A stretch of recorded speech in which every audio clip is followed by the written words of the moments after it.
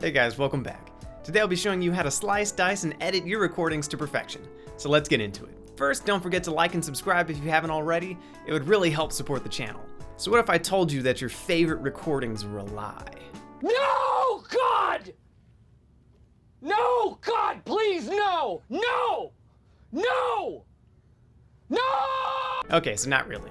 But I do think most people would be surprised how much editing goes into the music that they listen to and the YouTube videos that they watch. I'd like to first give you guys my thoughts on the editing process because I've seen some controversy online and most of it's completely out of proportion. First off, editing is just a part of the artistic process. Some people view this as cheating, but really it's just a natural part of how you create art. One of my favorite quotes is from Norbert Kraft, the engineer who does all of the Naxos sessions for the GFA winners and other competition winners, and he says, and I quote, "A typical 65-minute CD has between 300 and 700 edits." So obviously he's not editing the performances of GFA and competition winners because they suck and can't play guitar. They're doing it because that's the best possible way to present their artistic vision and interpretation for the music. I think it's important to remember that recording is an entirely different medium than live performance. Really, in a live performance, mistakes go by at the drop of the hat, you forget them, you go on, it's just a part of what makes it a live performance, the unpredictability. But a recording is a record for all time. Even small little slip-ups or string squeaks in the wrong spot can become grating over listen after listen. I think it can be helpful to think about recording more like you would painting.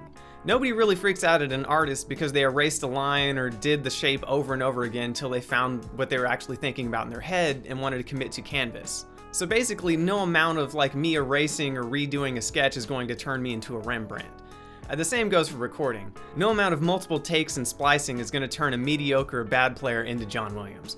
It is just not going to happen. You could edit that into oblivion and it would still sound like a mediocre player editing. Also, it's important to note that since the dawn of recordings, people have actually been editing the recordings.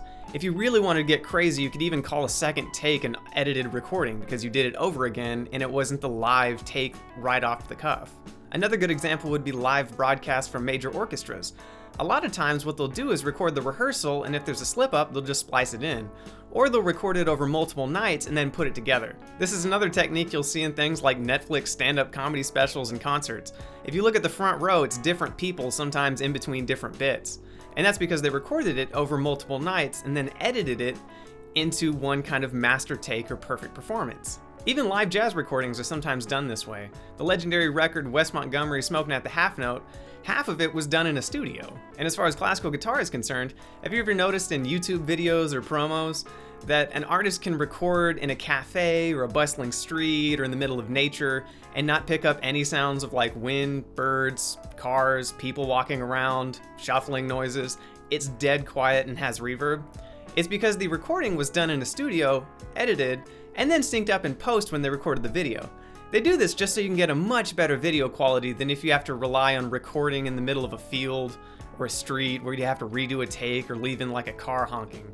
It's just not practical. So really, just to sum up, there's nothing wrong with editing. It's just part of the artistic process. Okay, so that being said, you definitely don't want to go overboard on the editing.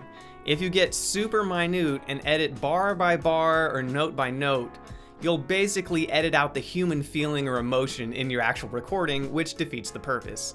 Perfection is boring. Nobody wants that. You really want to impart your recordings with the same feel and personality as your live performances, except without all the weird little slip-ups and hiccups, or audiences coughing in classical guitar concerts.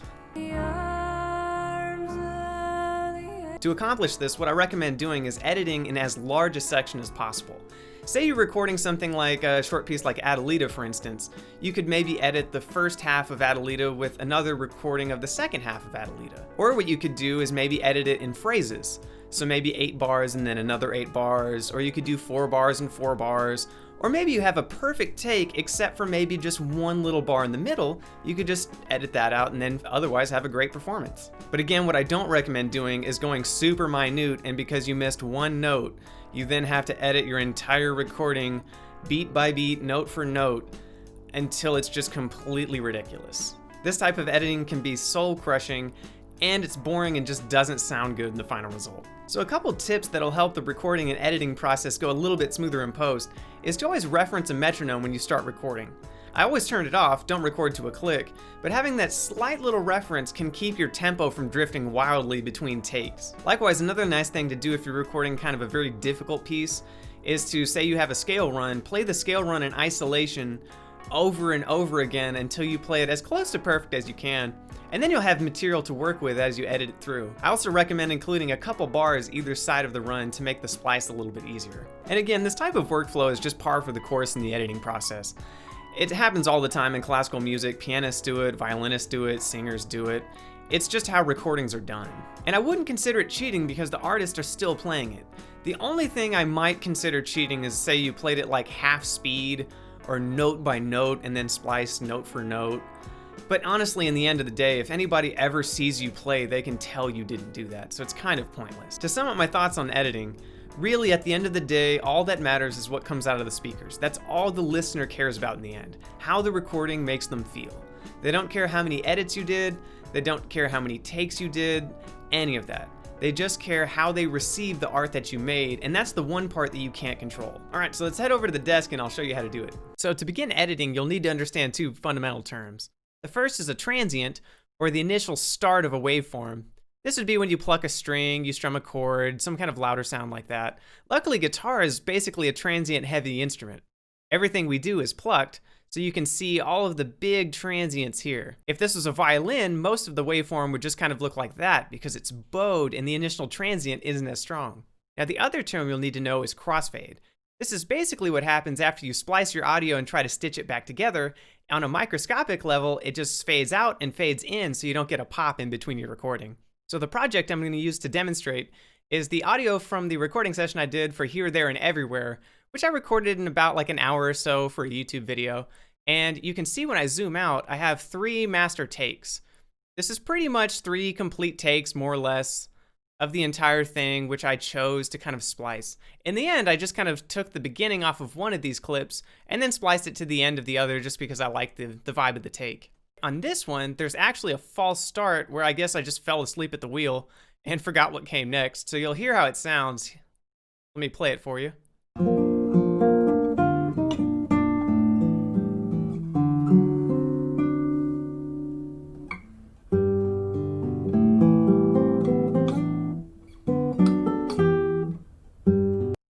Makes me cringe. So what I'm gonna do is just kind of as an example, is I'm gonna take out all of this business, which is just kind of a duplicate of this. So if you listen to this part, that G chord, it's the same thing, but I don't want that, and I honestly really don't want that nasty string squeak. That. Oh yeah. Wonderful. So what I'm gonna do, and this works in any DAW, is I'm gonna open my split tool and split right before that squeak happens. That. Oh, and as an aside, I have both of these tracks assigned to a group. This was recorded with a stereo pair. So whatever I do to one track will affect the other. If you just have one microphone, you won't have a second track. This is just my left and right channel. So what I do is I split it, find the other point, and you want to go right to the beginning of that transient. I'm zooming in really, really far here. That. And then delete what's in the middle. So go back, delete all that. And then what I do is I just kind of drag this over to the end. I have snap to events enabled so it snaps right to the audio clip, but this might result in a pop. Let me play through. Yeah, you see how it sounds really clunky? It just goes da, burr, and then it just kind of messes up. So what you want to do is highlight both, and again, this works in any DAW. And on PreSonus, I'm going to click X, which creates a crossfade. That. So when I zoom in really, really far, it fades this one out into that one. And we'll see how good the edit is. Sometimes you have to redo these a couple times to make sure it's perfect. Not too bad. Not the most perfect edit, but it works. So I'll play it again.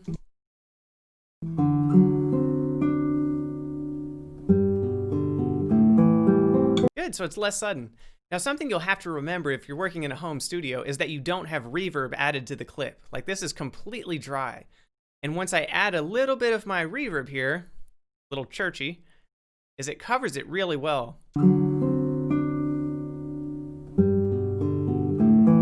See, now you can't even tell I actually spliced it. There might be a little bit of a change in the actual like energy of the clip, but other than that, it won't be too big. Now, if for some reason I started to play super loud, or in that take I'd move closer to the microphones, I might have to readjust. But the process is the same if you're editing an entire song. Is what you could do is say you like this little portion, you could stitch it together with the other, and you might sometimes have to readjust the crossfades. Sometimes this might need to be dragged a little that way, or what you'll have to do is kind of just drag the audio kind of right or left, just to make sure it's, 100% lined up. And you don't get any nasty pops and people can tell you're actually just editing all your recordings. But like I said, try to edit in larger and larger chunks so that way you're not having to go bar by bar and like stitch together a Frankenstein's monster of a performance. But other than that, that's pretty much how the crossfades work. You would just do this over and over again until you were happy with your performance. And I do suggest doing at least, 3 or 4 complete takes. The complete takes usually result in a more natural sound to where it's not like you're just playing like 4 measures at a time and it can sound really disjunct. And like I said, once you add a really nice room reverb, it covers all the edits really, really smoothly. Now, if you're recording in a reverberant space, that can be kind of tricky because you actually have reverb tails recorded in the audio. But other than that, it's pretty much it. That's my time. If you enjoyed this video, don't forget to like and subscribe. If you have any questions or comments, please leave them down below, and I'll see you guys in the next video.